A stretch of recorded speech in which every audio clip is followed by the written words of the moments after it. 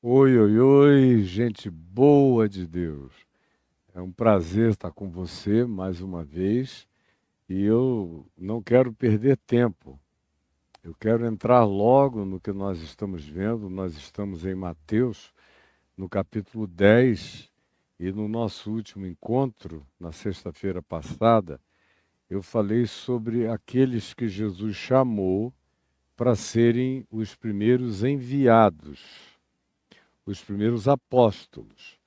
Eu expliquei para você que não tem nada divino na palavra apóstolo. Era uma palavra grega usada antes, usada durante os evangelhos e usada depois, em contextos diferentes. Significa aquele que é enviado, que carrega uma mensagem. É como a expressão anjo, em si mesma, do ponto de vista da designação do termo, não está fazendo nenhuma descrição de alguém em especial, exceto em relação a essa função, autorização, capacitação de levar uma mensagem. Jesus chamou 12, os separou do grupo de discípulos, os chamou de enviados, de apóstolos, que é isso que significa. Aí na sexta-feira passada, nós vimos esse primeiro verbo, chamar, tendo chamado os seus 12.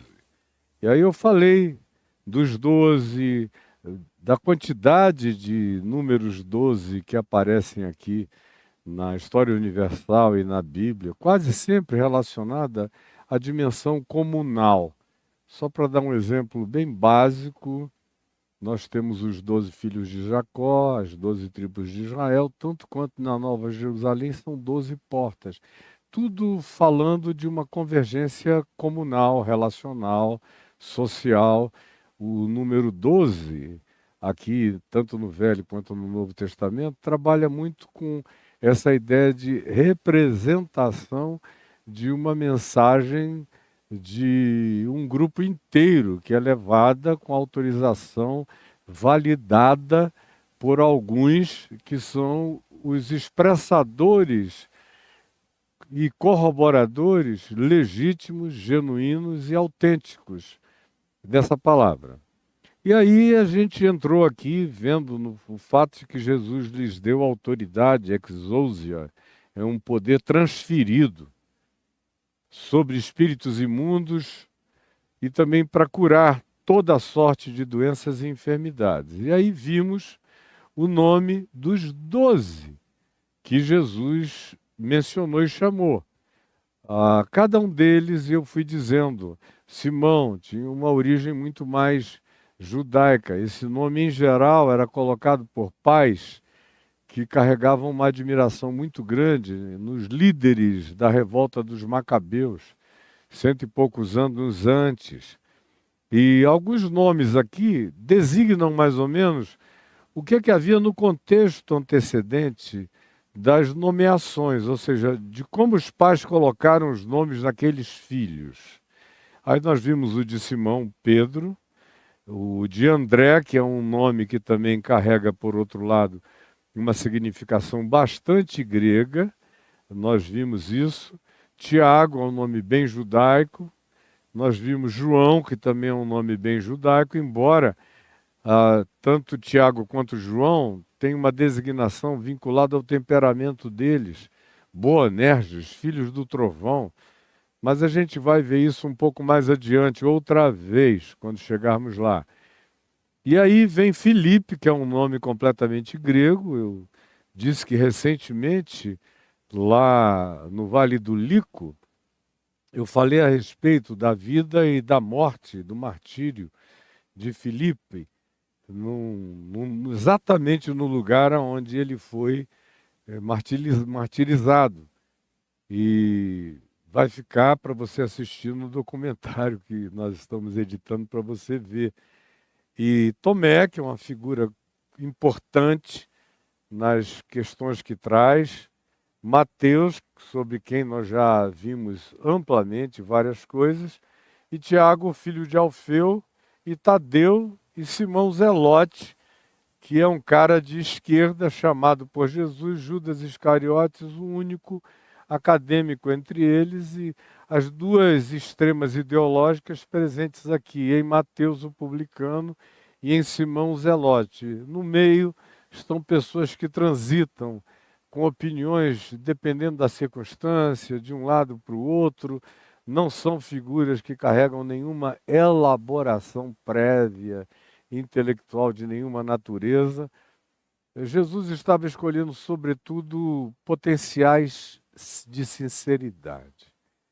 Inclusive, quando chamou a Judas, chamou alguém com um potencial de sinceridade, que a gente vê, inclusive, depois da traição dele, como o potencial de sinceridade se manifestou. Ele não aguentou ficar com o dinheiro arrecadado, jogou no templo, diferentemente dos Judas contemporâneos, que botam a grana no bolso e não sentem nada, e se suicidou, que é um outro ato de uma determinada dignidade para alguém que está tocado de remorso, que é algo que também falta completamente na vaziez malandra desses muitos estelionatários que falsificam mente, traem e pisam no sangue do Cordeiro todos os dias, não sentem nada e caminham do berço à sepultura impermeáveis em relação a qualquer coisa. Então, por mais que tenha um Judas aqui, ele é um indivíduo que carrega muito mais potencial de sinceridade do que a maioria. E Jesus está chamando gente nem vinculadamente às grandes capacidades que pudessem ter, mas a essa resistência. Todos eles aguentaram morrer de mortes cruentas. E, inclusive, o apóstolo João, que não foi nem crucificado, nem decapitado, nem apedrejado, mas exilado, e morreu em solidão absoluta, em isolamento total, em ostracismo completo, sem poder se comunicar. É uma outra coisa horrorosa, é aquela sensação de, em vida, você pensar que a sua existência inteira acabou no silêncio absoluto. Só velhos que trabalharam muito, amorosa e apaixonadamente por uma causa, como a causa eterna do Evangelho, é que podem entender o que eu estou dizendo agora. O pessoal mais novo não tem essa compreensão. Mas aí a gente chega no capítulo 10, nesse verso 5, que diz assim: primeiro, no capítulo 10, verso 1, diz chamou, tendo chamado. No verso 5 diz: a estes 12, que eram os seus, que ele chamou, e nós já vimos quem são, enviou. Chamou e enviou. São duas coisas que não devem não acontecer uma sem a outra. E quem recebeu um chamado deve se preparar para o fato de que aqueles a quem ele chamou, a esses também ele enviou, ele envia.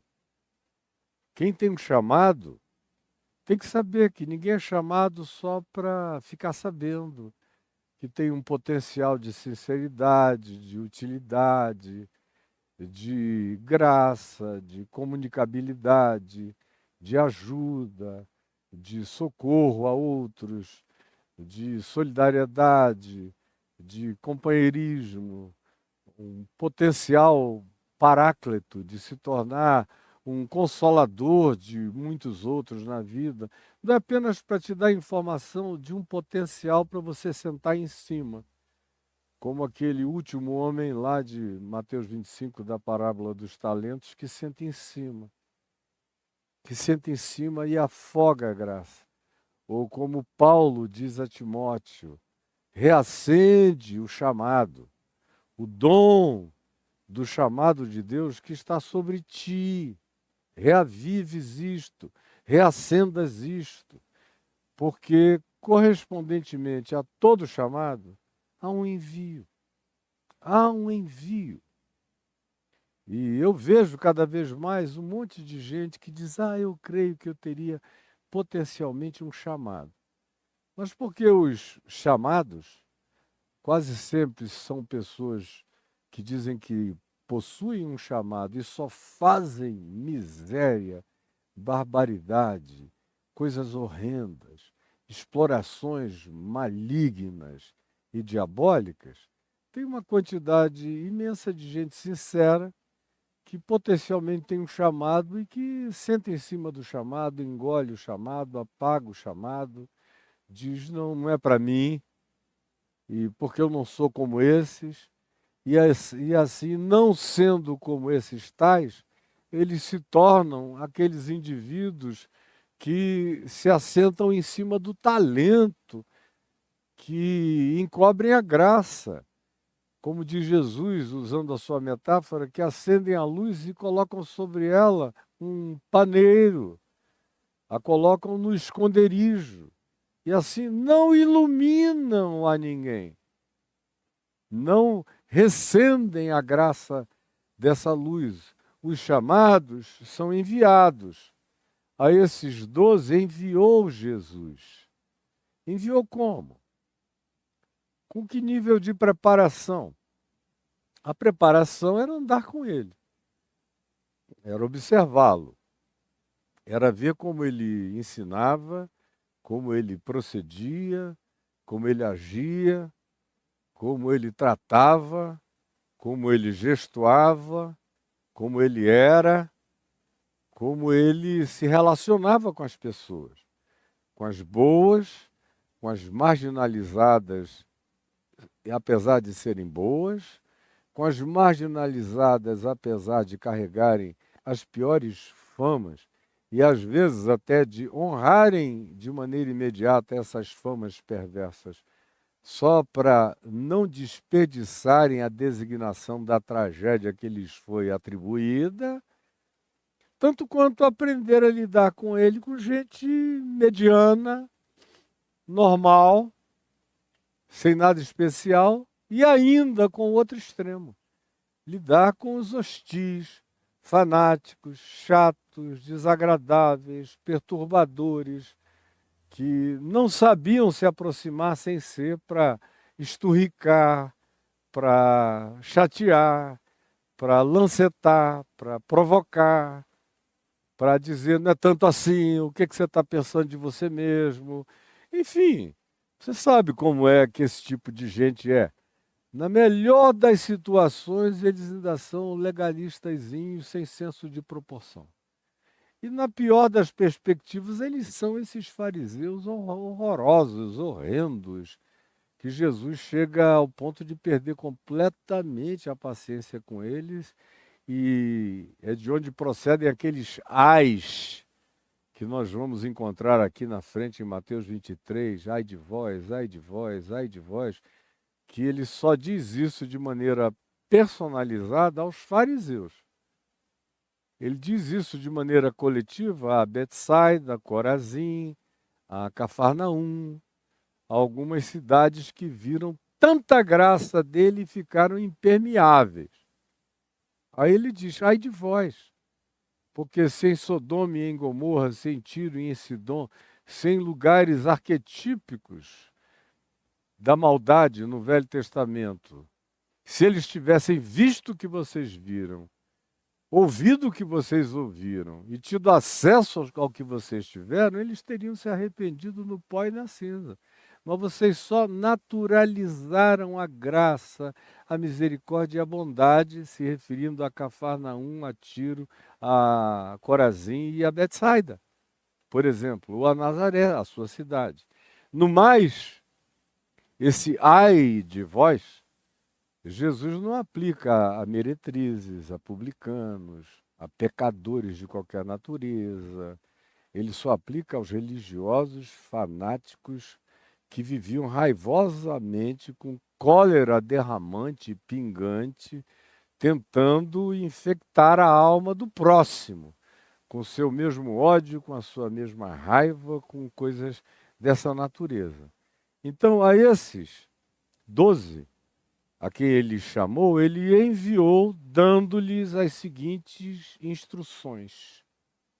E aí é que, nessa primeira instrução que você só encontra, preste atenção, você só encontra essa instrução aqui no Evangelho de Mateus.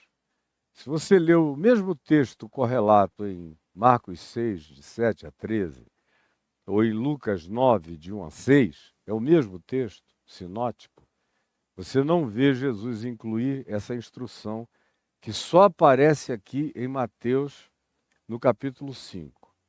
Ele os enviou com as seguintes instruções. A primeira delas, preste atenção como ela é bizarra. Não tomeis rumo aos gentios, que seria uma coisa que posteriormente Jesus determinaria como prioridade. Ir até os confins da terra.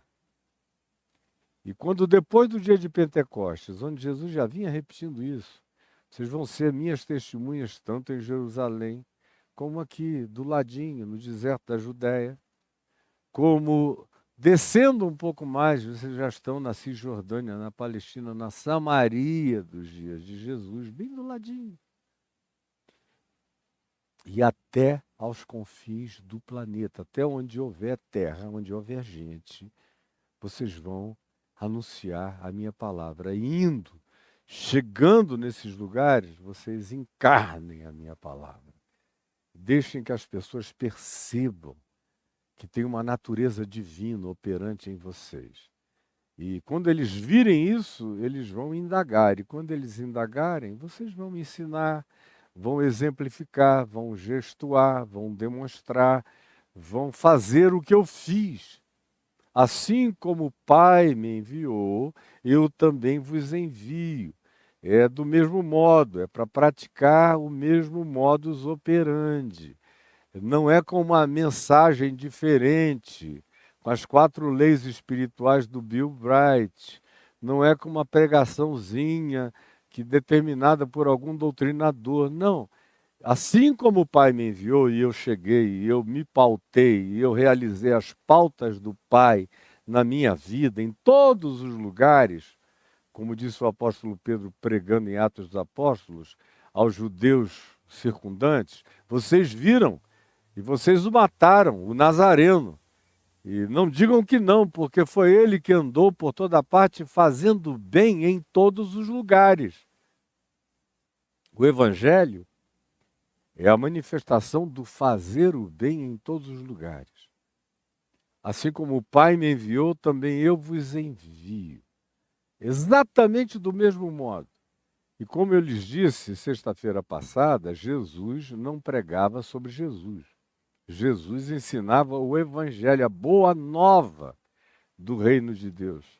Que qualquer um que ouvindo discernia imediatamente que ele era o elemento pivotal daquilo ali. Mas ele não chamava ninguém para aceitá-lo, ele chamava as pessoas para acolherem o próximo. Aceitar Jesus, para Jesus era perdoar, era ser misericordioso, era dizer como Zaqueu, Senhor, decido dar metade dos meus bens aos pobres. E se em alguma coisa defraudei alguém, eu restituirei 4 vezes mais. Aí Jesus disse, hoje entrou salvação nessa casa. Esse cara entendeu o significado do que eu vim fazer e do Evangelho. Depois de muito tempo é que aceitar Jesus virou essa coisa de levanta a mão, é batizado para ter acesso à mesa sagrada, ao vinho sagrado, ao pão sagrado, ao fetiche do sagrado e tudo isso. E tudo que não importa mais é a prática do Evangelho. Afinal, você já levantou a mão e já aceitou Jesus como seu Senhor e Salvador, que lhe deu uma carta de alforria para deixar o Evangelho para lá. Porque isso é coisa de gente fria. Gente quente sai gritando, eu sou de Jesus, e não pratica nada. Esses que andam aí sem falar nada e praticando bondade são os idiotas. Não é em razão deles que a igreja cresce em número, mas em razão dos estriônicos e dos histéricos e dos incorretos e dos atropelantes. É isso que está na alma cultural de todos vocês praticamente nos dias de hoje e é o que não é o que Jesus ensina. Mas, nesse dia, aqui em Mateus 10, 5, tem uma informação que não é permanente, mas é uma instrução temporária, absolutamente temporária. Até porque, olha só o que se diz: não tomeis rumo aos gentios, ainda. Naquela hora, não. É para vocês ficarem contidos dentro desses limites de onde habitam os israelitas, o povo de Israel, como ele é designado nos evangelhos.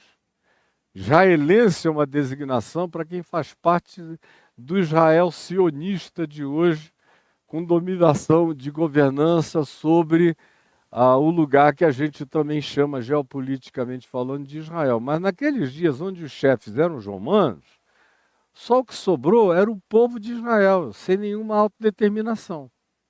Então, pois bem, a ênfase é: não tomeis ainda o rumo aos gentios. Vai chegar uma hora em que eu vou mandar vocês para o mundo inteiro, como prioridade, mas por enquanto não.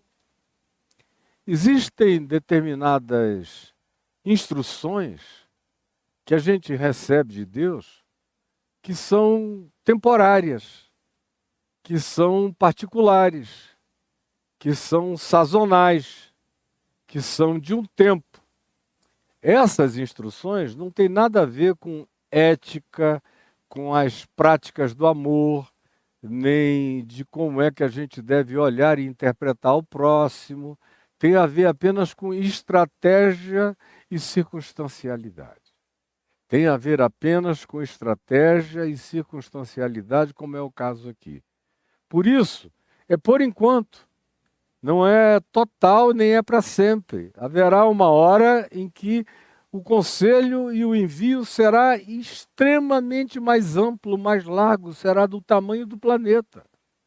E a segunda coisa que Jesus diz é: não entreis em cidade de samaritanos. O que é outra coisa muito estranha, a não ser que você entenda como meramente temporário e circunstancial. Afinal, como eu já mostrei diversas vezes e não canso de repetir, os samaritanos tiveram um lugar totalmente especial na vida de Jesus. Entre leprosos curados, o único que volta para agradecer é um samaritano. Jesus faz coisas e diz que, nas exemplificações que traz, que os samaritanos frequentemente eram as figuras mais admiráveis naquele processo, como a parábola do chamado bom samaritano, entre levita e sacerdote no templo. Quem faz e quem entende onde está o altar de Deus, que não é num templo, mas na estrada da vida, é o samaritano. Numa conversa com uma mulher bonita em Siquém, é com ela e a ela que ele revela a supremacia do santo absoluto sobre o sagrado. O sagrado é o monte onde se deve adorar, o santo é em todo lugar. Deus é espírito, importa que os seus adoradores o adorem em espírito e em verdade. E há uma quantidade enorme de outras alusões completamente positivas e diferenciadas acerca dos samaritanos. Então, quando ele diz isso aqui, a lição que se está aprendendo é: por enquanto, como o tempo é curto, vocês vão se dedicar exclusivamente à pregação do povo de Israel. Vocês vão entrar nos lugares aonde esse povo está e vão testemunhar para eles, porque o tempo é curto. E eu quero que vocês façam isso enquanto eu estou aqui. Eu sou a testemunha desse testemunho que eu enviei vocês a dar de casa em casa, de aldeia em aldeia, no meio desse povo todo, para onde eu estou enviando vocês. Mas isso é temporário, isso é circunstancial. Eu já tive chamados temporários e circunstanciais. Eu tenho 2 ou 3 chamados permanentes na minha vida. que pode mudar tudo, mas esses chamados originais não mudam jamais. E tive chamados contingenciais, circunstanciais, temporários, momentâneos, que tinham a ver com a hora da oportunidade, que tinham a ver com não desperdiçar uma porta que foi aberta para algo significativo e relevante, que tinha prazo de validade, que precisava ser aproveitado naquele tempo, naquela hora, daquele modo, daquela forma, mas que eu sabia que tinha tempo para acabar. Eu, por exemplo, olhava para aquilo e não me via envelhecendo ali. Eu me via naqueles momentos da minha juventude, com aquela sobra de vigor que, pela misericórdia de Deus em mim, sempre vazou para todo lado, em todas as direções. Eu dizia para mim mesmo, durante um tempo eu farei isso. E eu estava sempre nessas circunstâncias e nessas ocasiões, procurando pessoas que poderiam prosseguir depois de mim, com aquilo ali, enquanto eu seguia no chamado não temporário, permanente da minha vida no Evangelho. Então entenda isso, tem coisas que são temporárias, tem coisas que são definitivas e permanentes. Quando ele deu essa instrução, não tomeis rumo aos gentios, nem entreis em cidades samaritanas, era circunstancial para que o testemunho se concentrasse nas aldeias, nas cidades, nas sinagogas, nos grupamentos, nas congregações do chamado povo de Israel, que já quitava de ser o povo escolhido, superior a todos os demais, especialmente aos samaritanos, aos quais eles odiavam. Então, essa é a primeira coisa que eu queria ressaltar para você aqui. Aí o verso 6 prossegue dizendo, mas, de preferência, esse mais de preferência também cria uma relativização em relação ao que ele tinha acabado de dizer. Ou seja, não tomeis rumo aos gentios, nem entreis em cidades samaritanas, mas de preferência. Significava que, se um samaritano cruzasse o caminho deles, não era porque eles tinham recebido essa instrução que eles não iriam compartilhar a mesma graça com os samaritanos, ou com os gentios, ou com os romanos que aproximassem, ou com gente de qualquer outro lugar. Se circunstancialmente chegassem, receberiam a mesma graça, o mesmo acolhimento. Agora, todavia, nesse envio inicial, a recomendação preferencial é essa. Por isso, tem uma adversativa seguida de um preferencial. De preferência, procurai as ovelhas perdidas da casa de Israel. Aí, portanto, também tem uma outra designação sobre que tipo de israelita eles iriam procurar.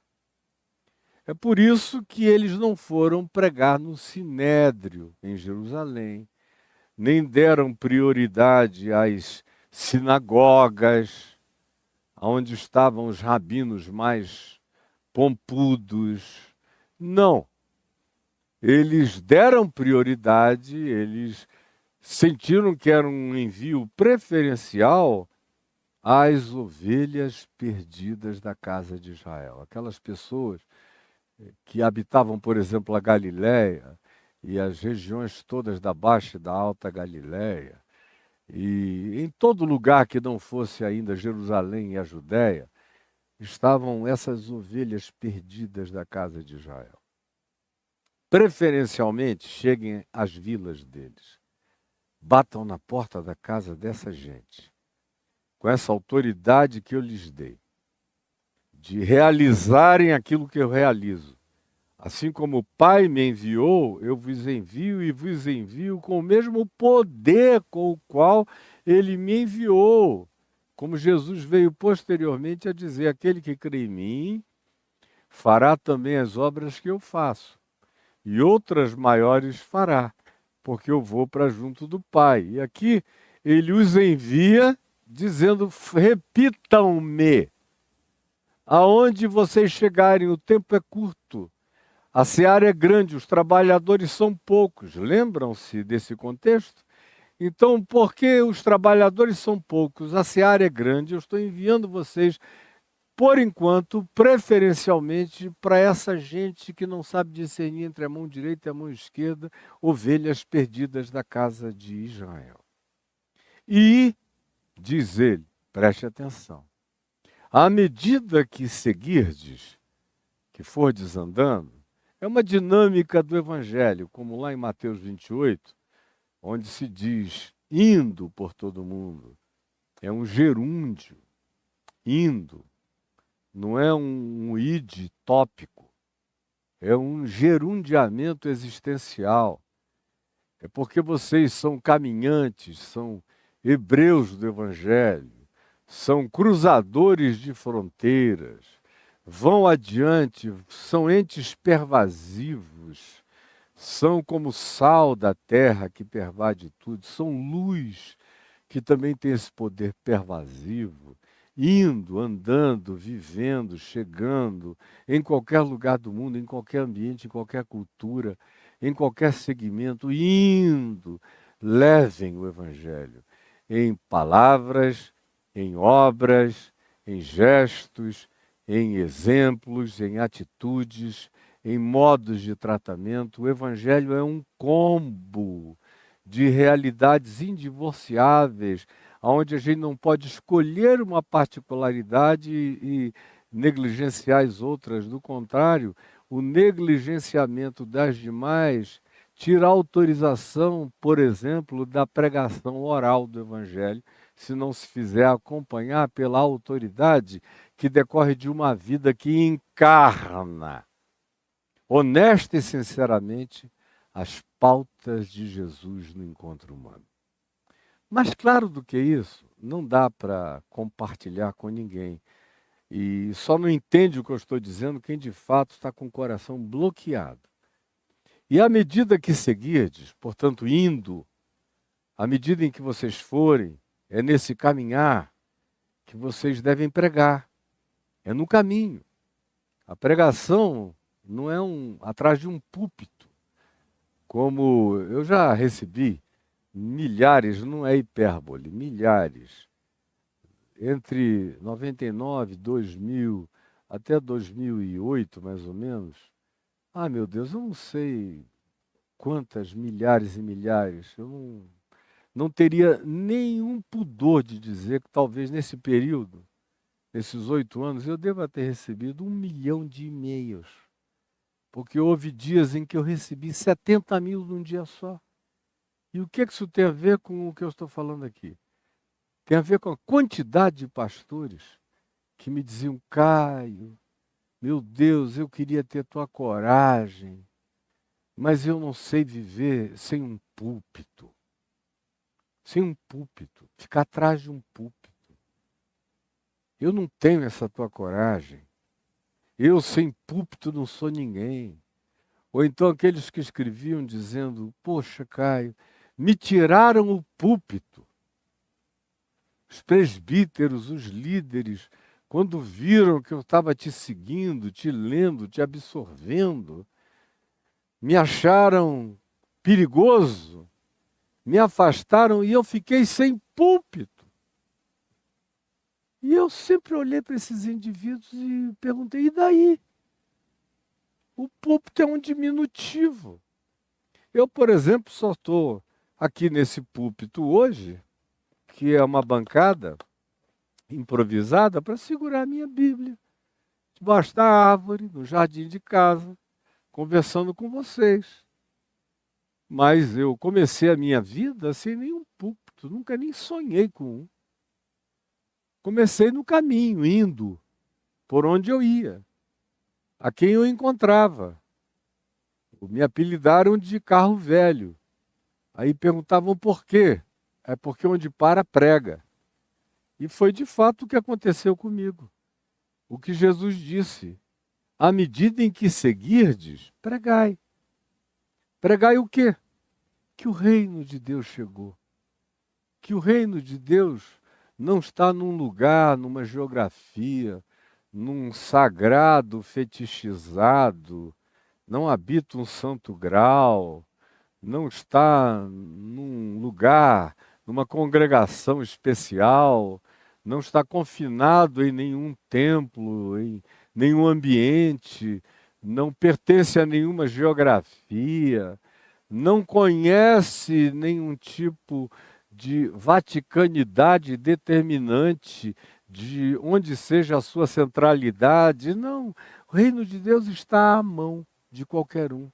Está aqui, está ali, como Jesus disse a um dos grandes mestres de Israel nos dias dele, chamado Nicodemos: tu és mestre em Israel e não compreendes essas coisas simples como nascer de novo, virar uma nova criatura em vida. E Jesus acrescentou: o Espírito Santo, o Espírito de Deus, sopra onde quer. Ouves a sua voz, não sabes de onde ele vem nem para onde ele vai. E assim é todo aquele que é nascido do Espírito. Ou seja, eu estou chamando vocês para um estado de impermanência sólida, de impermanência enraizada para cima. As raízes do reino de Deus são plantadas para cima.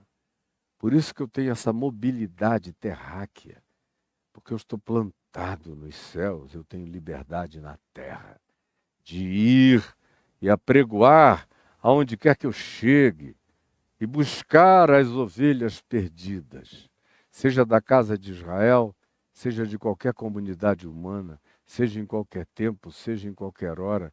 Não há nenhum confinamento de coisa alguma especial que se vincule exclusivamente a Israel. Não há.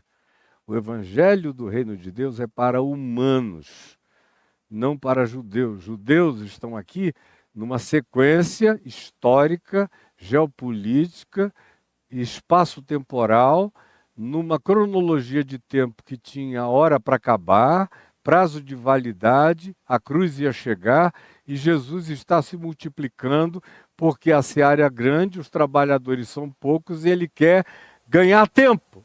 Nada além disso, não mistifique nada, leia com lucidez e entenda com sobriedade. Pois bem, à medida em que seguides, pregai. Enquanto vocês vão, foram, se movimentaram, encontraram gente, preguem a palavra. E digam, o reino de Deus está aqui. Chegou. Está entre nós.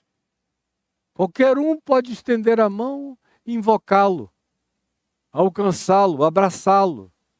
Não tem dia esperando, não é num sábado santo, num domingo sagrado, não é um profissional da fé ou da crença ou da doutrina ou da catequese que tem prerrogativas especiais para comunicar o reino de Deus a você. Não é algo que você precisa aderir com formalidades e com ritos para ir tendo acessos, como se fosse num culto de mistério, como se fosse no culto de mistério dos egípcios, ou dos gnósticos, ou da maçonaria, aonde de um rito você é remetido a outro. Não tem nada disso. Há uma anarquia cheia de luz no reino de Deus, aonde todo aquele, indiscriminadamente, que invocar, todo aquele em qualquer lugar que invocar o nome do Senhor, será salvo. E ninguém tem controle de nada, ninguém é dono de nada. Esse é o reino de Deus, que se planta no coração de qualquer ser humano que creia, em qualquer lugar. Aí ele prossegue e diz mais: curai os enfermos, porque ele lhes tinha dado autoridade. Curar enfermos era o que ele fazia. A gente já viu nos contextos superabundante e fartamente todo tipo de doenças e enfermidades. Na sexta-feira eu me coloquei no lugar de alguém perguntando: escuta, se fosse hoje com tanto recurso médico, lembra da resposta que eu dei? Não vou repeti-la agora, está gravada aí no YouTube de sexta-feira passada, vá lá e pegue. O que ele faria? Eu disse, e eu tenho que me poupar, senão não termino nunca onde eu quero chegar. E ele diz: curai os enfermos. Eu continuo a crer na cura dos enfermos, que precisam de cura, que creem em cura e que não têm recursos de serem curados. Eu creio preferencialmente na cura desses doentes, mediante a oração da fé, a qual eu não me furtei jamais de praticá-la, nem de crê-la, nem de exercitá-la, e jamais deixarei de fazê-lo. Curai enfermos, ressuscitai mortos, mortos, mortos, mortos. E eu já vi mortos se levantarem da morte, para não ir muito longe. Só o meu pai, numa UTI durante 60 dias, mais ou menos, quase 60 dias, morreu 13 vezes, com constatação médica da morte dele. Se eu quisesse ter pedido um atestado de óbito, eles teriam trazido. Mas eles, depois que viram o tipo de relação espiritual que eu tinha com meu pai, passaram a fazer de outro modo. Eles gritavam: pastor, pastor, chama ele, pastor, para ele voltar. E papai morto. E eu ia lá e o chamava: paizinho, paizinho, é seu filho Caio Fábio, volta, pai. Aí ele abriu o olho e os médicos já tinham dado 13, 15 injeções de adrenalina, feito todo tipo de choque, de todos os procedimentos e protocolos sem conseguir nada. Viu aquele homem abrir o olho e dizer: oi, meu filho. E ele só partiu no dia em que me pediu: por favor, não me chama mais. Porque às vezes eu já estou fora daqui do corpo, vendo coisas gloriosas. Aí eu ouço a sua voz e eu me sinto obrigado a voltar. E foi quando eu prometi a ele: da próxima vez, você vai, pai. Até que chegou a manhã do dia 14 de setembro de 2007. E quando o médico disse: ele morreu de novo. 13ª vez. Chama, pastor. Eu falei: agora não. Agora eu não chamo mais. Ele me pediu, eu fiz um acordo com ele. Agora ele vai. Agora ele vai. Como eu já vi, não de maneira dramática, nenhum Lázaro podre sair da tumba. Mas em quantos hospitais, em quantos leitos, onde pessoas estavam dadas e tidas como mortas. E você chega ali, pega aquela pessoa totalmente gelada e fala com uma autoridade carregada de amor no ouvido da pessoa. Não são todas, mas também não raramente. Alguns abrem os olhos e dizem: hã? Aí você inicia um diálogo e a pessoa vive mais, sabe lá Deus quanto tempo. Alguns mais uma semana, mais um mês, mais 2 meses, alguns mais um ano, alguns mais um tempo longo. Só Deus sabe.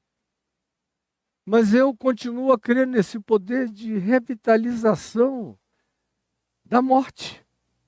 E vou viver a minha vida inteira assim. Como curai os leprosos. Tanto os leprosos de hanseníase,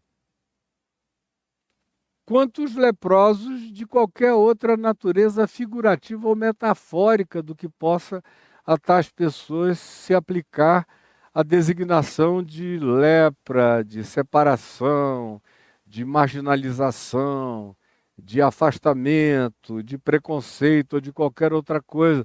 Você chega com seu amor, vai purificando tudo, vai purificando todos, vai abraçando, vai acolhendo, vai tirando as imundícias predeterminadas pelos preconceitos da ignorância, da intolerância, da religião, do espírito político separatista, de apartheid. Continua o mesmo poder, a mesma autoridade. Expelir demônios, que é uma palavra tão forte, que é aquela que bota para fora mesmo. Botem demônios para correr, é o que ele está dizendo aqui, é expelir, sai, não precisa gritar, mas o bicho sai. Não só demônios de natureza espiritual, mas psiquismos demoníacos, que não são demônios, mas são desenvolvimentos de psiquismos semelhantes a demônios, como também aqueles demônios do desenvolvimento da maldade humana que se engendra em determinados corações e ganha uma vida diabolicamente própria, embora você esteja lidando com um diabo humano. E não raramente, sinceramente, eu já os expeli em grande quantidade e continuo expelindo.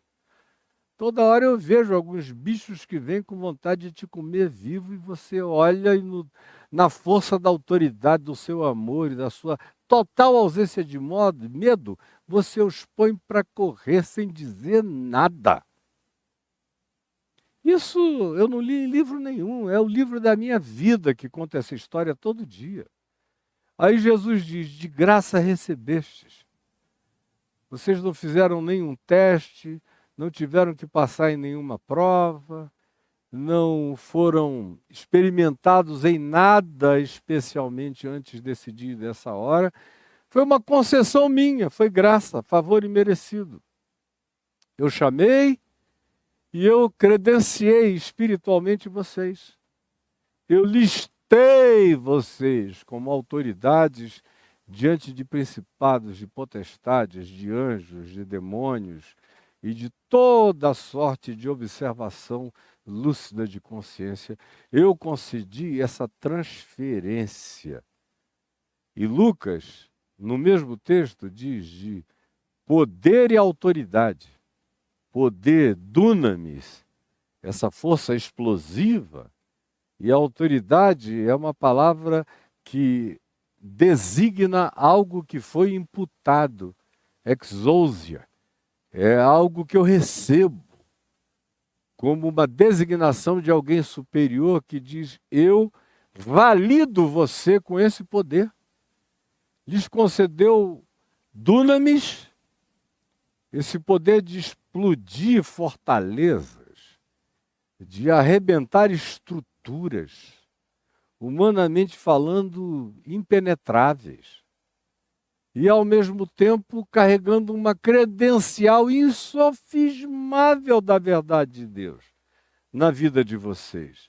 Isso tudo foi graça. Vocês receberam de graça.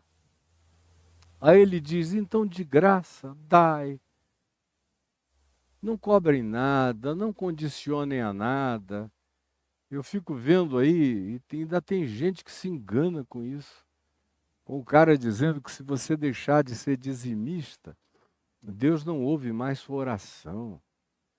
Tem outro doido que chega, muitos outros, e dizem, esse demônio eu não consigo expelir nem com a oração da fé, só com dízimo e oferta.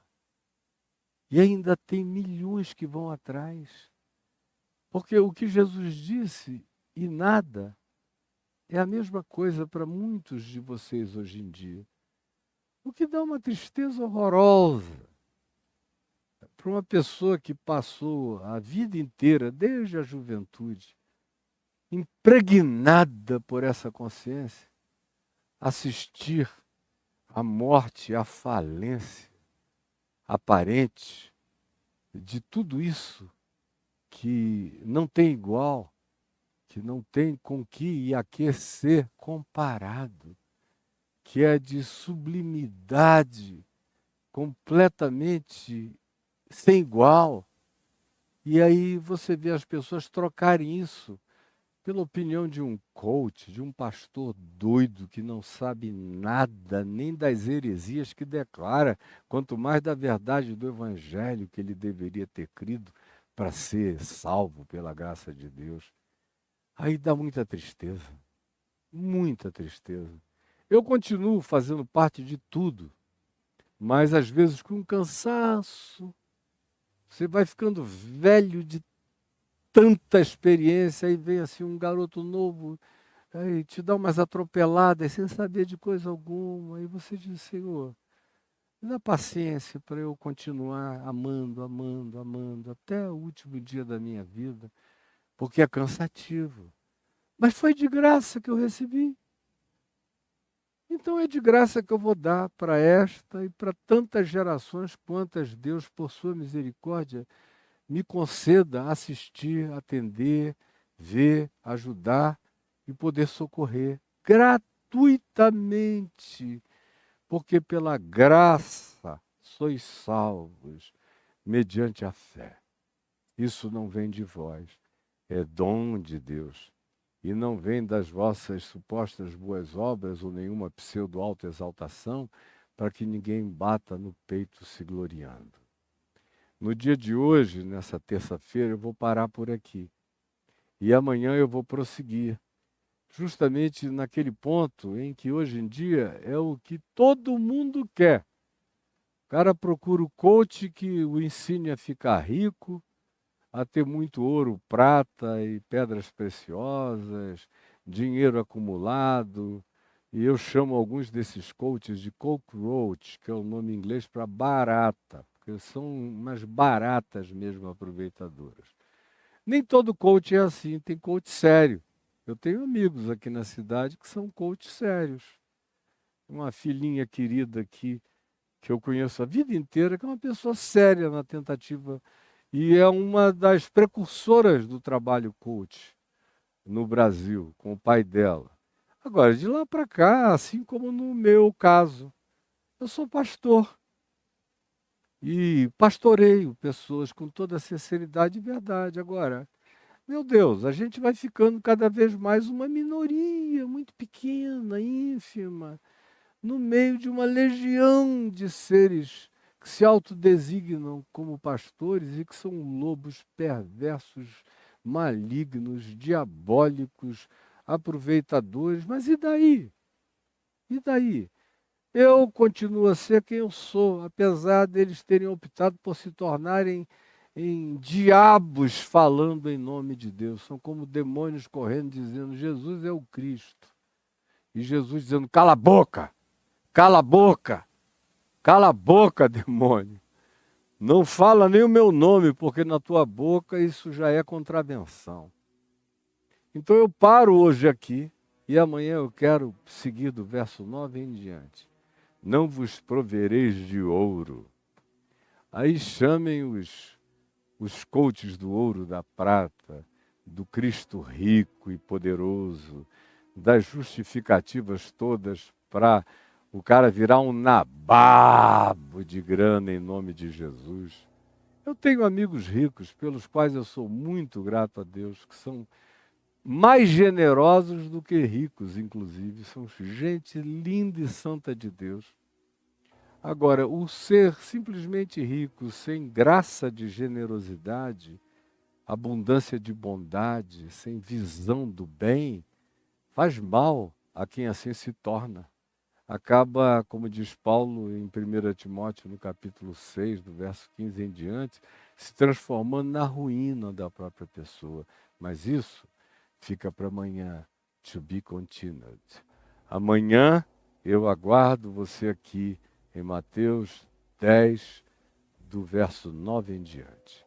Senhor Jesus, que essa palavra tenha trazido alguma luz, alguma consciência, algum chamado, algum entendimento e algum envio lúcido e prático e transformador na vida daquele, daquela que me ouviram com teu amor no coração. É o que eu te peço, em teu nome, Jesus. Amém e amém.